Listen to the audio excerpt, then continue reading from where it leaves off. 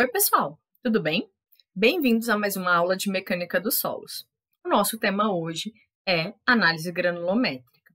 Vamos falar um pouquinho sobre os ensaios de granulometria, como realizar e algumas observações importantes acerca deles.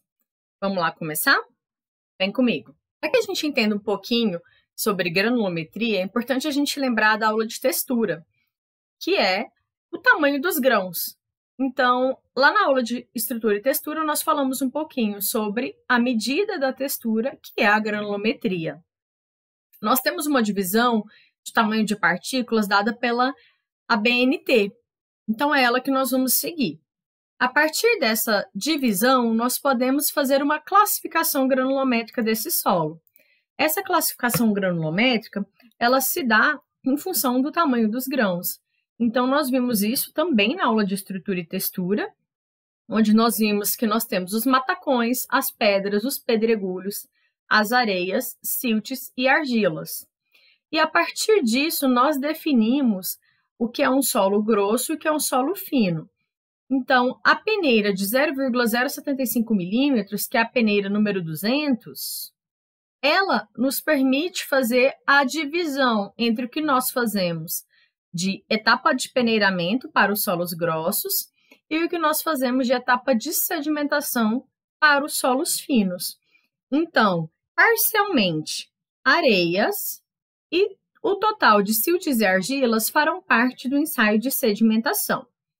Todas as demais frações granulométricas do solo serão identificadas a partir da fração de peneiramento. Em relação à sedimentação, nós utilizamos um equipamento chamado densímetro e a partir dele e da sedimentação do material em suspensão em água, nós fazemos leituras e obtemos o resultado.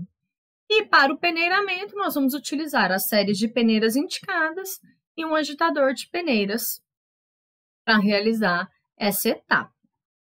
A partir desses dois ensaios, o que nós vamos obter? Nós obtemos a curva granulométrica. Essa curva granulométrica é dada pelo diâmetro das partículas em escala monolog e pela porcentagem de material que passa em escala aritmética. Então, nós temos aqui as curvas granulométricas exemplo e a gente sabe indicar quando uma curva ela é composta por peneiramento e sedimentação e quando ela é somente por peneiramento. Porque a partir de 0,075, que é a partir dessa linha aqui, tudo que tem para cá é a partir da sedimentação, porque nós não temos peneiras nessa fração de diâmetros. Então, nós conseguimos fazer um ensaio completo. Por isso, o ensaio de granulometria somente por peneiramento é conhecido como granulometria simples e a junção, o conjunto de granulometria por peneiramento com a sedimentação nos dá o ensaio conhecido como granulometria completa. Nós obtemos, assim, um resultado mais completo do material. Dentro dessas curvas granulométricas, nós podemos obter coeficientes. Então, é importante que a gente saiba os conceitos de diâmetro, né, para que a gente obtenha o D10, o D60, o D30, que são os diâmetros correspondentes às porcentagens indicadas. Então, o D10 é o diâmetro que corresponde a 10% de material passante nessa curva. Então, é simplesmente eu chegar aqui na curva que eu desejo obter. Vamos supor aqui, eu tenho a minha curva A e eu venho aqui no 10%, toco na curva e pego o valor de diâmetro correspondente. A mesma coisa para obter o D60 e o D30. E com isso nós podemos calcular o coeficiente de uniformidade e o coeficiente de conformidade, que são importantes para que a gente possa fazer algumas classificações granulométricas e são importantes também quando nós vamos fazer a classificação dos solos a partir da tabela de classificação unificada. Então, nós temos um solo com um coeficiente de uniformidade menor que 5, considerado muito uniforme, também chamado mal graduado, onde todas as partículas são mais ou menos do mesmo tamanho. Aqui nós podemos ter a indicação desse tipo de solo pela curva. Quando a curva é quase vertical, quer dizer que nós temos quase todos os diâmetros correspondentes a uma mesma faixa. Então, nós temos um solo mal graduado. Podemos ter ainda um solo de graduação descontínua, ou seja, eu tenho uma determinada faixa, falta uma faixa granulométrica e eu tenho uma outra faixa granulométrica. Nesse tipo de material, a nossa curva normalmente apresenta um patamar.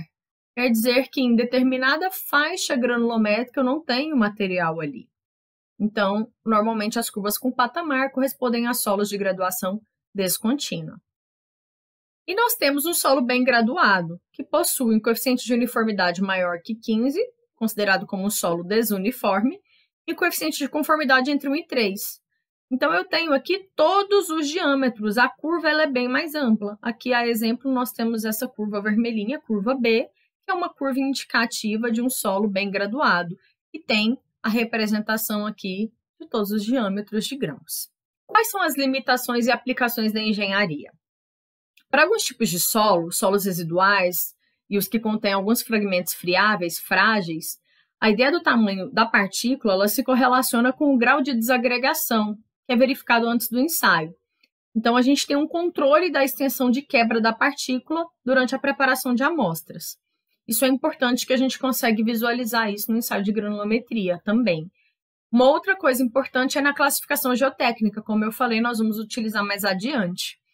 Na seleção de materiais, porque eu vou conseguir separar o que é um material mais granular, o que é um material mais arenoso, mais argiloso, e também para filtros. Então, para a seleção de materiais para filtros, eu posso ter a utilização de dados da curva granulométrica para que eu possa garantir ou a passagem de água ou uma proteção contra piping. O que é o piping? A erosão interna, que vem de dentro para fora. Então, nós podemos utilizar esses critérios para a escolha de materiais também. Então, isso é bastante importante.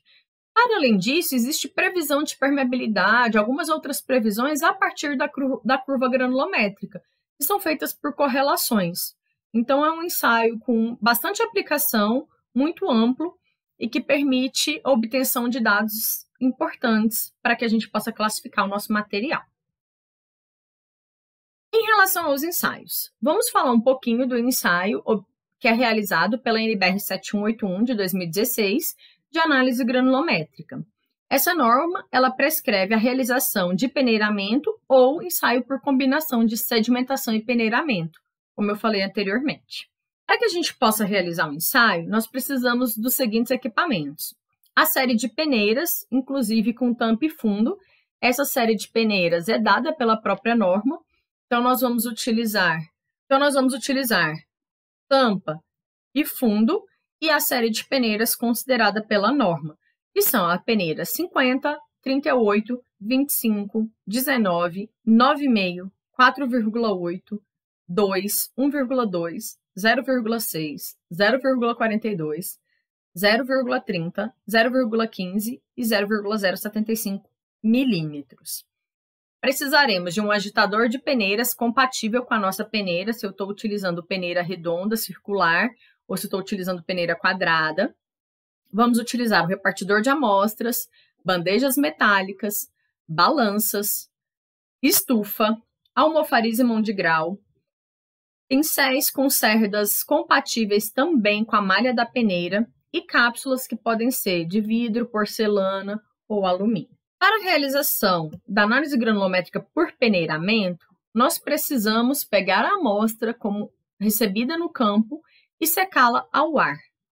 A seguir, vamos desagregá-la completamente no almofariz na mão de grau, como a gente viu na aula de preparação de amostras. Vamos reduzir todo esse material e tomar uma quantidade segundo a norma de ensaio. Então, aqui nós temos a tabela que nos diz, de acordo com a dimensão dos grãos maiores contidos na amostra, qual é a quantidade de amostra que eu vou utilizar para realizar o meu ensaio e qual é a balança com a sua resolução adequada. Após essa etapa, nós procedemos com a fase de peneiramento propriamente dita. A primeira coisa é pegar essa massa total de amostra que nós separamos e passá-la na peneira de 2 milímetros, que é a peneira que separa o peneiramento fino do peneiramento grosso. Tem que tomar cuidado para desmanchar qualquer torrão que porventura exista sem quebrar os grãos, garantindo que fique nessa peneira retido somente os grãos maiores do que 2 milímetros. Após toda a etapa de peneiramento e garantindo que não há torrões, nós vamos fazer a lavagem do material retido na peneira de 2 milímetros, a fim de eliminar qualquer fino aderente. Após essa lavagem, cuidadosamente retira-se o material que está aderido na peneira. Se necessário, utilizar o auxílio de uma escova. É importante sempre lavar da extensão de fora para dentro. Cuidado para também não deixar com que essa água excedente aqui faça com que o material caia. Então, tem que ter muita atenção nessa etapa. Cuidado também para não passar os dedos e não friccionar nada, porque a gente quer realmente que o material esteja retido, mas sem uma ação mecânica. Cuidado também para tirar o excedente de água. Muitas vezes, dependendo da quantidade de excedente, não é necessário retirar, ele vai secar na própria estufa e deixá-lo secando na estufa a 105, 110 graus Celsius até a constância de peso. Esse material retido na peneira de 2 milímetros será utilizado posteriormente para o peneiramento grosso. Do material que passa na peneira de 2 milímetros, nós vamos tomar cerca de 120 gramas e vamos anotar isso como um MH, uma massa úmida. E vamos retirar mais 100 gramas para fazer a determinação da umidade higroscópica. A umidade será determinada segundo o método pela estufa, que nós já vimos anteriormente. Essas 120 gramas que foram retiradas para o ensaio, nós vamos passar e lavá-la na peneira de 0,075 milímetros, fazendo esse mesmo procedimento. A diferença é que esse material passado na peneira de 0,075 milímetros, que nós vamos lavar, material passado nós vamos descartar. E o material retido, nós vamos guardá-lo na estufa para secagem e utilizá-lo no peneiramento fino. Para o processo de peneiramento, o que nós vamos utilizar? Para o peneiramento fino, o material retido na peneira de 0,075 milímetros. Para o peneiramento grosso, o material retido na peneira de 2 milímetros. Para o peneiramento fino, nós utilizaremos as peneiras de 1,2, 0,6, 0,42, 0,30, 0,15 e 0,075 milímetros, utilizando o agitador de peneiras. E vamos pesar a massa retida em cada uma dessas peneiras. Então, nós vamos utilizar aqui o conjunto de peneiras e pesar essa massa retida em cada uma delas.